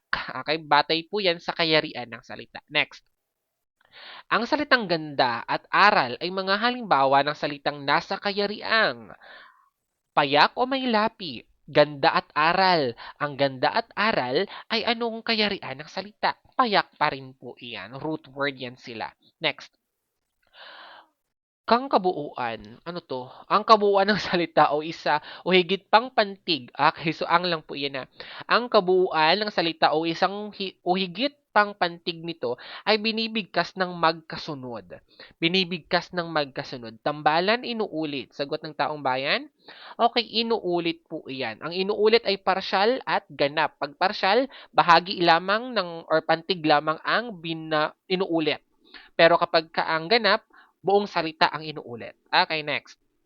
Kayari ang nabubuo kapag pinagsama ang dalawang magkaibang salitang ugat o salitang payak upang makabuo ng bagong salita. Ano na to siya? Tambalan. Kasi pinagtatambal ang salita. Next tayo. Ayon naman po tayo sa katiyakan. Pangalan ayon sa katiyakan. Si Jose Rizal, ano to siya? Pantangi, pambalana. Common noun or proper noun or common noun? Okay, pantangi po yan or proper noun. Next, ang Boracay, pantangi, pambalana. Ang proper noun or common noun, that is pantangi pa rin po. Kabataan, pantangi or proper noun or pambalana or common noun. Okay, pambalana na po yan siya. Ako. Ang panghalip na ako na ito ay pantangi or pambalana. Pambalana po yan. Okay? Next. Ayon naman po tayo sa gamit. Pangalan ayon sa gamit. Niyog, lapis, sabon, okra, ahas. Niyog, lapis, sabon, okra, ahas. Basal or tahas? Basal or tahas? Hala, nalilito pa rin po kayo dito. Niyog, lapis, sabon, okra, ahas. Okay, so may sasagot ng letter A eh. Okay lang po yan, ha? So, kapag nakalimutan nyo again sa board exam, ang gagawin, ika-cancel lang ang unang titik. Ayan. Ang B dito at ang T dito. And then, ano lang po to siya? Tatandaan nyo dito ay kung nahahawakan o hindi. Kasi pag sinabi nating basal, abstract noun yan, hindi nahahawakan. Kagaya ng tinanggal natin yung B, ang asal ba nahahawakan? Hindi. 'Di ba? So, yun yung palatandaan lang. Anong mga halimbawa ng basal na ito? Mga pag-ibig, wika, 'di ba? Mga pangalan yun na hindi natin nahahawakan, abstract noun. Ang tahas naman, tinanggal natin ang T, ang ahas ba ay nahahawakan? Yes. Ito kasi yung mga concrete noun. Okay? Mga nahahawakan. Kagaya ng niyog, lapis, sabon, okra, ahas. Nahahawakan yan. Malinaw? Okay, next. Wika, pag-ibig, pag-asa. Binanggit ko to siya kanina. Ano sagot? Basal na tayo dyan. Next. Ayon pa rin po tayo sa gamit. Hukbo, buwig, batalyon. Palansak, tahas. Hukbo, buwig, batalyon. Anong sagot? Hukbo, bawig, batalyon. Sagot, palansak. Bakit palansak? Ang palansak po kasi nagsasaad yan ng dami ng lupon or grupo, kumbaga. So, that is palansak. Next. Ayon naman po tayo sa kasarian. Tandang, lolo, kuya, tatay. Okay, pangalan na yun sa kasarian. At tandang, lolo, kuya, tatay. Pambabae, panlalaki. Obvious tayo dyan, panlalaki yan. Ina, ate, lola. Ina, ate, lola, pambabae. Okay? Kabataan, estudyante. Ditiyak or walang kasarian? Sagot. Kabataan, estudyante. Ditiyak or walang kasarian? Sagot ang taong bayan. Okay. So, ang ano to? Di tiyak po kasi may kasarian sila, kaso hindi nga lang tiyak kung lalaki ba or babae. So, ang sagot, di tiyak. Next. Papel, gunting, bato. Papel, parang sa ano to bato-batupik. Papel, gunting, bato. Di tiyak or walang kasarian. Okay, so yan naman po ay walang kasarian kasi ito yung mga gamit at walang kasarian. Okay, mga uri ng panghalip. So, isa-isahin po natin ang mga uri ng panghalip. Anong panghalip ang tawag sa ako, ikaw, siya, kami, kayo, sila, tayo? Okay, so ano to siya? Pantao. Siyempre, pantao yan. Next. Panghalip yan ha. Okay, ito, iyan, iyon, dito, diyan, doon, nito. Kapag ka nagtuturo ka, ito, iyan, dito, diyan, dyan, doon, nito, dere, ganere. So ano to siya? Pangatnig, pamatlig. Baka nakalimutan na yung tamang term. Okay, ano to siya? That is, hello? Bakit walang sagot? Or nalilate lang yung sagot ninyo? Ang sagot natin ay pamatlig. Okay, pamatlig po yan. Pangatnig is bahagi ng pananalita, teacher, ha? Okay. Sino man, lahat, madla, anuman, alinman, tanan. Okay, tanan. Kasi magkailiba ang tanan. Ang tanan ay, iba na yung usapan. Okay, so, sino man, lahat, madla, anuman, alinman, tanan. Ang tanan kasi ay para siyang dialect or wika na nagamit or nasama na rin sa salitang Filipino. Okay. Tanan. Tayo tanan na. Okay, so panaklaw po yan. Nagsasaad ng dami. Next, ano, sino, alin, kanino, ilan, magkano, saan. That is, ano, sino, alin, kanino. Okay, that is pananong po. Pananong po yan. Next, aspekto naman po tayo ng pandiwa. Sumasayaw, 'di ba, may apat tayong pangunahing aspekto ng pandiwa. Okay, perpektibo, imperpektibo, kontemplatibo at katatapos. So ano po ito? O AB, paano po yung ABCD natin? A yung ito, B naman ito, C at D naman ito. Ganyan po yung ating sequence sa apat po na option, sa apat po na option ganyan. A, B, C, D. So ano po to siya? Sumayaw, naglaba, uminom, tumakbo. Sumayaw, tapos na ang kilos. So ano to siya? Perpektibo man yan. Kasasayaw, kalalaba, kaiinom, katatakbo. Pinakamadali kasi may ka. Ano to siya? Katatapos letter D. Iinom, tatakbo, magbabasa, matutulog, hindi pa nagaganap ang kilos. Kontemplatibo. Kasi pla pa lang. Kita niyo yung kontemplatibo, nakikita yung pla dito. Plano pa lang kasi. Okay, next. Tumatakbo, nagbabasa, natutulog. Tumatakbo, nagbabasa, natutulog. Hindi, nangyayari ang kilos pero hindi pa natatapos. Or kasalukuyan pa lang ang kilos. M, perpektibo. Okay. Isa pang tanong. Ano, wala na kasing kasunod eh. Ano naman po ang tawag sa pandiwa na hindi tiyak ang kapanahunan or tinatawag nating pandiwang patay or patay na pandiwa. Kasi ito yung mga uri or mga salitang pandiwa natin na walang tiyak na kapanahunan. Pag sinabi natin walang tiyak or di tiyak ang kapanahunan, hindi natin alam kung kailan nangyari ang kilos. Okay, tinatawag natin yang pawatas. Mahusay po kayo. Next, antas ng hambingan naman po tayo. Sa antas ng hambingan, may lantay, pahambing, pasukdol. Okay, ano po ang tawag dito sa mata? Halimbawa lang po ito ha, na pangungusap. Tukuyin kung lantay, pahambing, or pasukdol. Mataas ang lipad ng saranggola ni Ben sa bukid. Ano to siya? Lantay, pahambing, pasukdol. Sagot ng taong bayan. A, B, or C. Sagot natin dito ay lantay. Bakit lantay? Pag sinabi kasi nating lantay, wala siyang tiyak talagang pinaghahambingan at isa lang ang pinupuri mo o binibigyan ng pang-uri. Halimbawa, mataas ang lipad ng saranggola ni Ben sa bukid. Okay, kapag hambingan naman ay maaaring may masigit na isa and then pwedeng pantay lang. Kumbaga sa paghahambing, maaaring pantay na hambingan or may isang nakahihigit. Okay, sa pasukdol naman labis-labis. Yan yung pinaka. Kaya nga sukdulan. Next, ang saranggola ni Ben, ang pinakamataas sa lahat ng pinalipad ngayong hapon. Pinakamataas. Sa salitang pinakamataas, ano yun siya? Yes, pasukdol. Kasi pinakaubod ng. Ganyan yun, sukdulan ng. Okay, pasukdol yun siya. Higit na masipag si Maria sa pag-aaral kung ikukumpara sa kaniyang kuya. Okay, higit na masipag. So, kumbaga may isang nakahihigit lang dito. That is pahambing. Mahusay. Kasing tangkad lang sina Ray at Lee. Okay, kasing tangkad lang sina Ray at Lee. That is, B pa rin, pahambing. Pantay na paghahambing yan. Okay, antas ng hambingan pa rin, si Maria, ang ubod ng sipag na bata sa buong baitang 6, grade 6. So, ubod na. So, ano yun siya? Pasukdol. Kasi wala nang makahihigit sa kanya. Wait lang ha. Bakit tumunog? Bakit tumunog? Low bat. Okay, so wait lang teachers ha. Next po tayo. Dito naman po tayo sa uri ng pang-abay. Pag sinabi po nating pang-abay, yan po ay mga description or paglalarawan sa pandiwa, pang-uri at kapwa pang-abay. So dito po tayo, nag-eehersisyo siya araw-araw. Nag-eehersisyo siya araw-araw. Pamanahon, panlunan, pamaraan. Sagot. Madali lang to. Ano yung araw-araw na ito? Nagbibigay description or dagdag kaalaman sa nag-eehersisyo na yan. Okay, yung araw-araw ay, okay, araw-araw, pamanahon yan siya. Okay, next.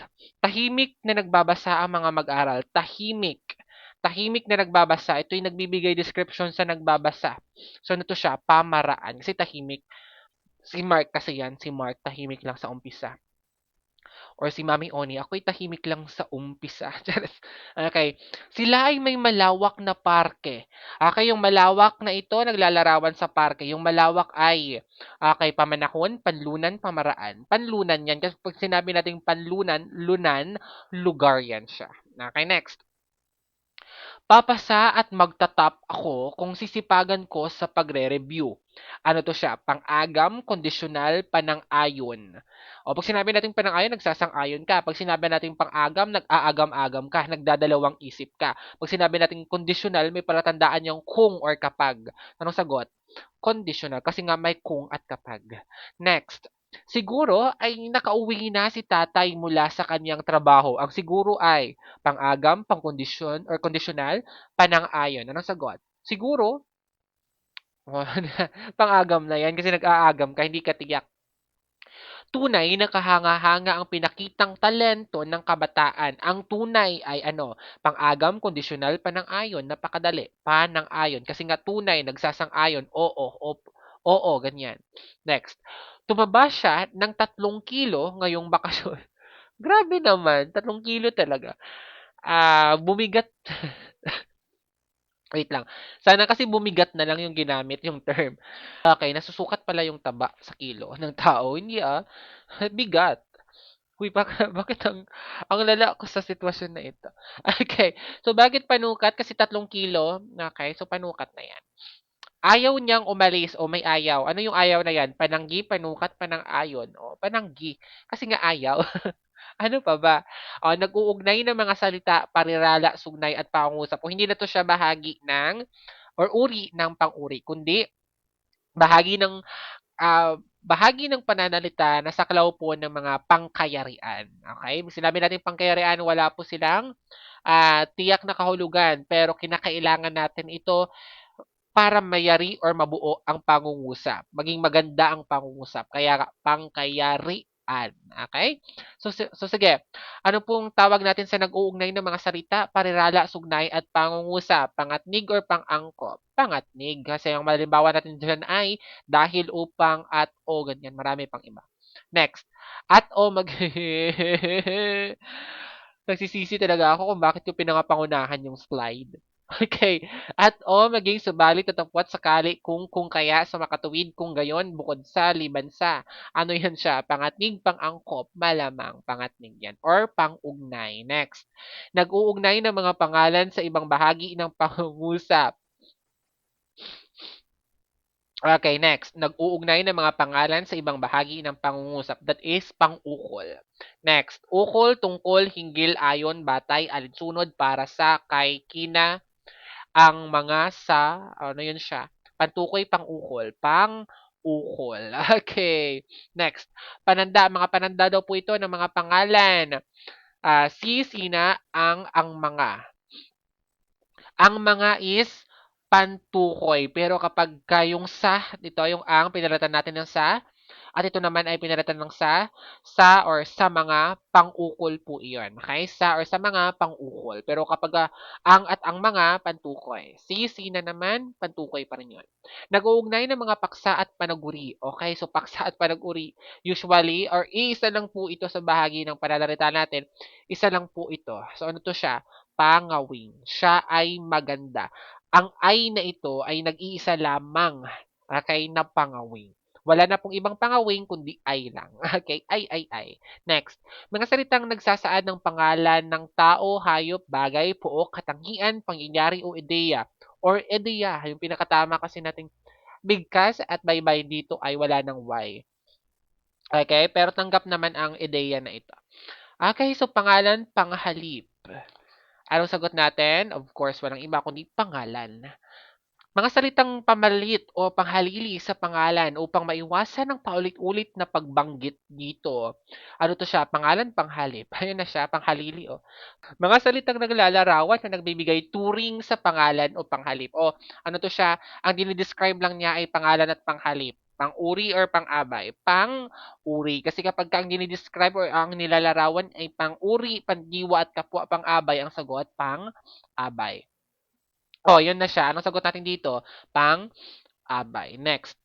Mga salitang nag-uugnay sa dalawang salita, parirala o sugnay upang mabuo ang isang malinaw na kaisipan. Ito ay mga parirala or mga sugnay na makapag-isa na or di makapag-isa na dinudugtong natin gamit ang pang-angkop or pangatnig. Pang-angkop or pangatnig. Pangatnig yan. Ang pang-angkop lang naman natin ay na and G at G.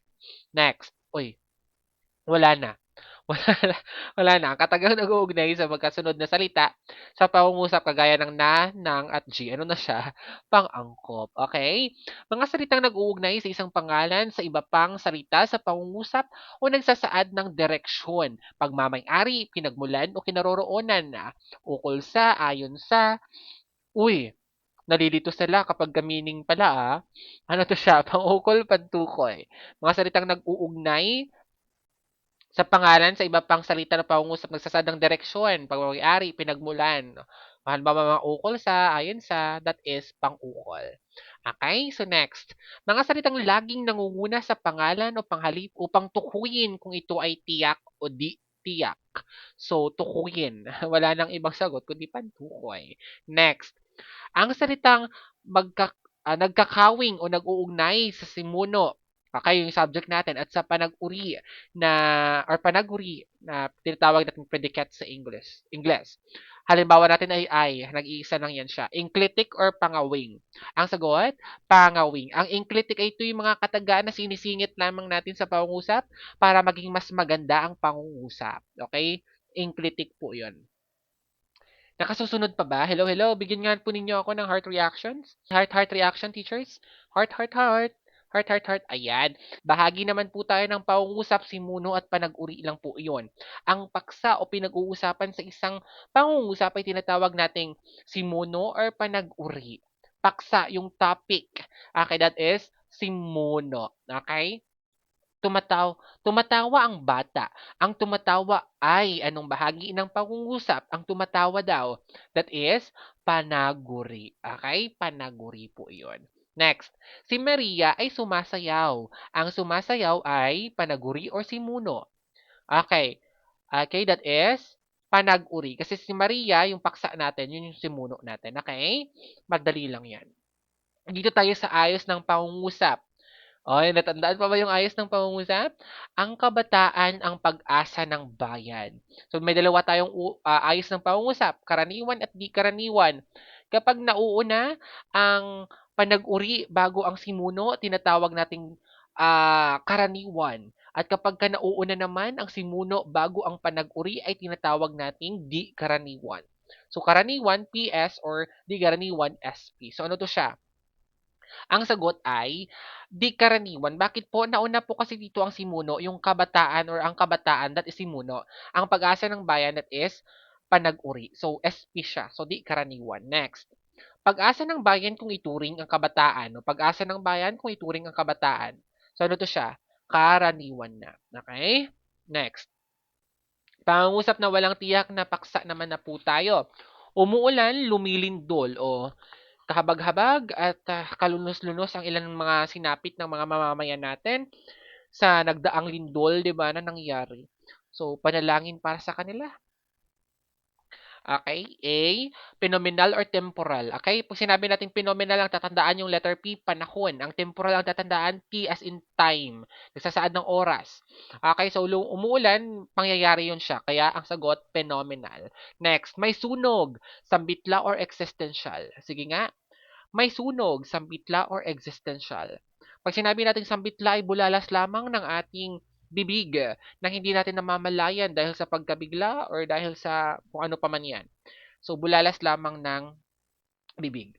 Okay, para sabihin po sa inyo, ang may sunog ay pwede po itong sambitla.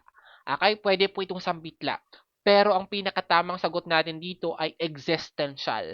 Bakit existential? Dahil sa may na ito. Pag sinabi natin existential ay pagka mayroon or wala. Okay? Pagka mayroon or wala. So, ibig sabihin, gumagamit po yan ng mayroon or walang salita. So, yung palatandaan natin may or ah wala. So, bakit kayo nalito? Kasi may tandang paranong marahil. And then, para rin siyang sambitla. Pero, magiging sambitla lang. Madalas kasi ang sambitla, isang salita lang yan talaga. Halimbawa, aray, nako, sunog, ganyan. So, kapag sunog, maaaring sambitla lang po yun, no? Pero, nangyari kasi may. So, ibang usapan na yan. Existential sa dyan. Kuya. Yung kuya, ano yan? Kuya natanggal. Ano yan? Sambitla or panawag? Oh, sige. Kuya. Kuya, sambitla, panawag. Sambitla or panawag? Ang sagot, panawag po. Okay. May student ako dito sa review din na ang hilig po talaga sa sambitla. Hanggang sa, ang dami-dami kong ginawang tanong, hindi ko ginawang sagot yung sambitla. Pero sambitla ang kanilang sinasagot. Kasi, ang hilig sa sambitla, maging ako din dati mahilig sa sambitla. Pero, tama rin po dito yung sambitla. Depende sa kung paano binanggit or ginamit na ng isang tao, no? Pwede rin po yung sambitla dyan. Pero panawag po yan. Nagtatawag ate, kuya, ganyan. Next, umaga na, tanghali na naman. O oras lang yan. Ano siya? Phenomenal or temporal? Temporal. Next. Magandang umaga po. Salamat ng marami. O kapag tandaan nyo na ha, yung tamang baybay natin ng nang kapag nagsasabi kayo ng salamat ng marami ha. Marami kasi nagsasabi ng salamat ng na NG lang ang kinagamit. Pero ang pinakatama ay salamat ng marami. Okay? Nang, gumagamit na tayo ng pang-abay kaya nang ang mahaba na ginagamit. Pero pwede naman kasi sabihin na maraming salamat. So bakit pa natin pahahabain? Again, usapin naman na iyon sa pragmatika na natin. Paggamit ng ano natin. Uy, wag na nating pahabain yan. So bating panlipunan po yan or formulasyong panlipunan. Next, kuya, o naulit, panawag. Aray, nako, sunog, o isang salita lang na sunog. O ano na siya, sambitla. Next, pwede ba? Nais ko? Papasa ka ba sa board exam? Nais ko. Pwede. Okay? So, ang sagot natin dito ay modal. Pag sinabi natin modal, nagsasaad ng pagkagusto or yung nais. Okay? Nais ko, gusto ko, pwede, maaari, modal. Next. Oh, dito naman po tayo sa semantika. Pag sinabi nating dictionary meaning or literal na pagpapakahulugan, anong sagot? Konotasyon, denotasyon.